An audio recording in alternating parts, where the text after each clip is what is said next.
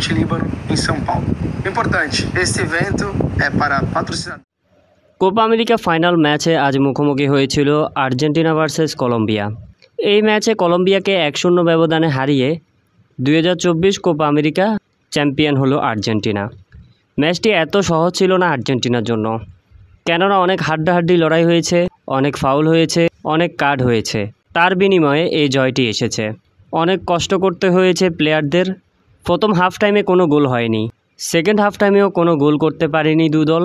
এরপর ম্যাচ গড়ায় এক্সট্রা টাইমের প্রথম 15 মিনিটে গোল পায়নি। এর পরবর্তী 15 মিনিটে গোল করে বসে লাউতারো মার্টিনেস, ফলে 1-0-তে এগিয়ে যায়। ওই এক গোল দিয়ে চ্যাম্পিয়ন হয়েছে আর্জেন্টিনা।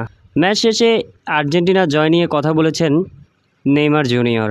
তিনি বলেন, আমি মনে করি দুই দলই ভালো খেলেছে, বিশেষ করে কলম্বিয়াও কিন্তু খুব ভালো পারফরমেন্স দেখিয়েছে। তবে জয়টা আর্জেন্টিনারই হয়েছে। আর্জেন্টিনার এটি প্রাপ্য ছিল, তাই হয়তোবা তারা জয় পেয়েছে। ডি মারিয়ার জন্য আমি মনে করি এই জয়টা দরকার ছিল। শুভকামনা রইল আর্জেন্টিনার জন্য, এমন কথাই বলেছেন নেইমার জুনিয়র।